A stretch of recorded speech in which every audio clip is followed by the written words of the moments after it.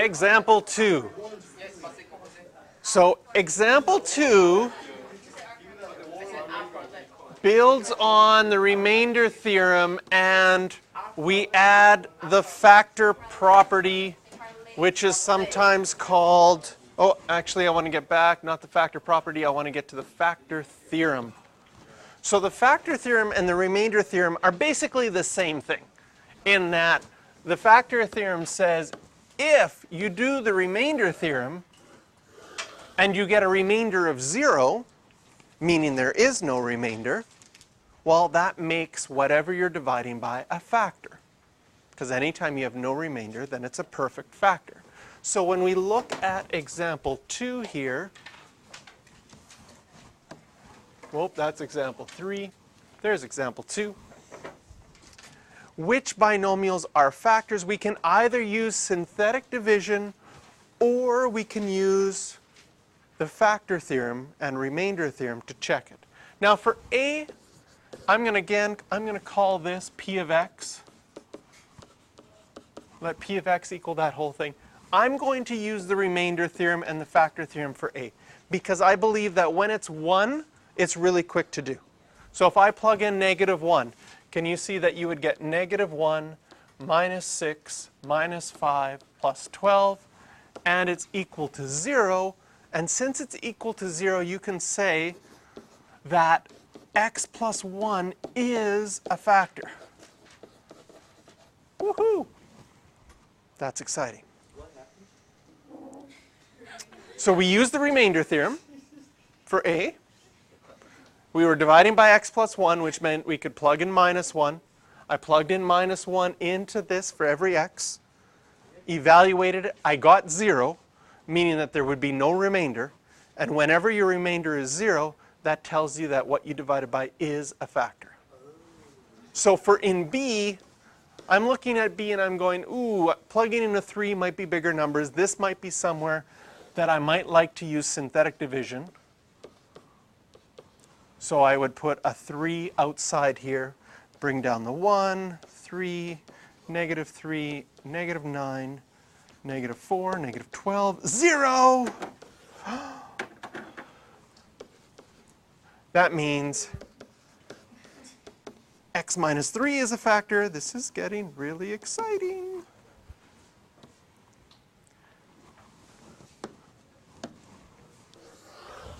For C,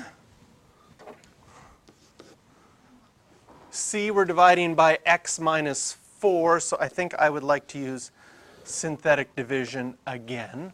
1, -6, 5, 12. 1, 4, -2, -8, -3, -12. Are they all factors?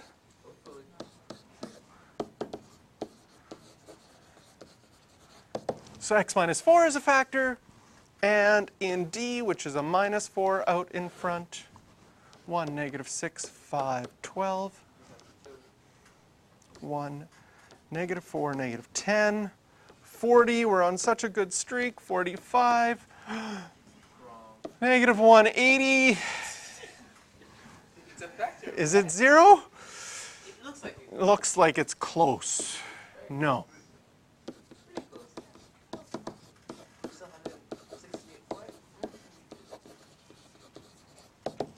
So that one is not a factor. But we did find 3 factors, and you will find out that if you have an x squared equation, you can have at most 2 factors. And with an x cubed equation, which is x cubed minus 6x squared plus 5x plus 12, now that we have found 3 factors, it's equal to x minus 4. What were the other ones? X minus 3, and x plus 1. And it's been factored completely. So if you have an x cubed and you can find 3 factors that all make it equal to 0, you factored it completely. In fact, what we're probably going to do, and I'm going to use part C as an example. I'm going to say instead of having this as my complete answer, I'm going to move my answer down a bit here. Okay? If we look at part C, when we divided by x minus 4, if I wrote the division statement at that point, my division statement would look like this. My divisor is x minus 4. My quotient is x squared minus 2x minus 3.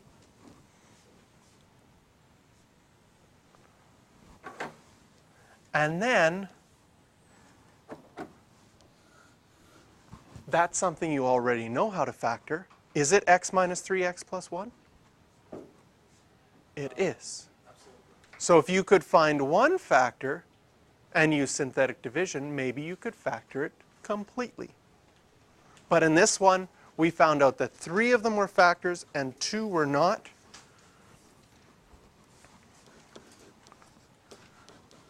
So your homework for this is 10A and 12, and remind me tomorrow, I want to talk about number 12.